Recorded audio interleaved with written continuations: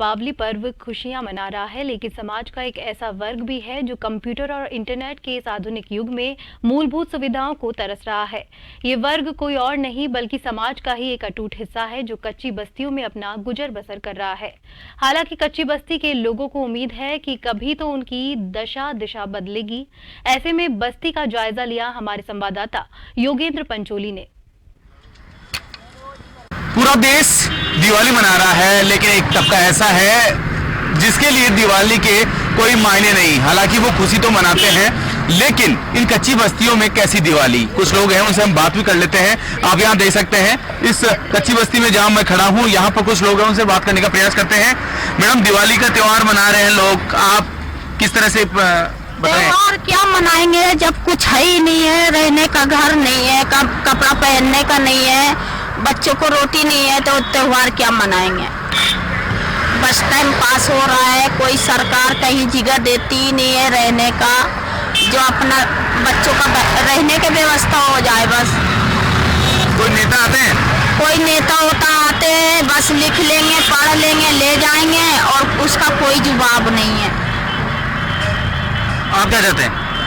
अब हम तो यही चाहते हैं कि छोटे छोटे 5-5, 6-6 बच्चे कहीं रहने की जगह मिल जाए, वही सबसे बड़ी दौलत है। और तो क्या चाहिए। आप चाहते हैं कि आपके बच्चे भी स्कूल जाएं, ऐसा कुछ सोचते हो आप? ऐसा सोचते हैं, सरकारी स्कूल में भेजते हैं, वहाँ तो कोई पढ़ाते नहीं ढंग के, और बस बच्चे खेल कूद के आ जाते हैं।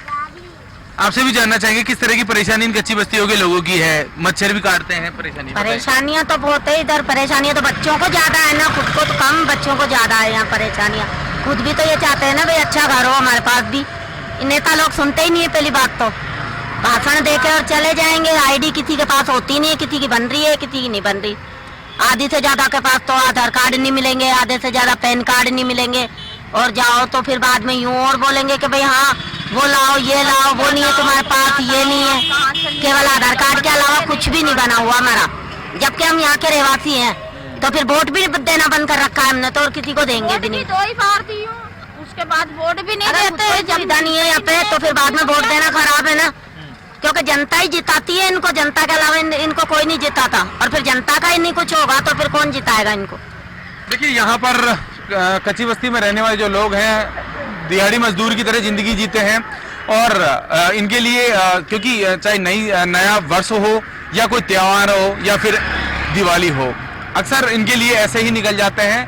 नेताओं के जो लोग लुभावने वादे होते हैं वो अक्सर होते हैं और ऐसे ही साल निकल जाते हैं। लेकिन ये स्थिति है, और यहाँ पर आप देख सकते हैं ना कोई सीवरेज की व्यवस्था है, ना सफाई है, ना इसके अलावा कोई लाइट की व्यवस्था है। तमाम किस तरह से खानाबदोश की जिंदगी आज की जो कह रहे हैं कि 21वीं सदी में भारत गुजर रहा है, लेकिन आज की ये स्थिति बताती है कि किस तरह से कच्ची बस्तियां तो बढ़ती जा रही है, लेकिन ना तो उनका नियमन हो रहा है, ना यहाँ रहने वाले लोगों को साफ सुथरी जगह दी जा रही है। ये भी चाहते हैं इनके बच्चे अच्छी स्कूल में पढ़ें, उनको भी स्वास्थ्य सेवाएं मिले और एक अच्छे नागरिक का जीवन जीना चाहते हैं, लेकिन सरकारों को इनकी पर ध्यान देने की जरूरत है। सहयोगी मनमोहन के साथ योगेंद्र पंचोली, जन टीवी, जयपुर।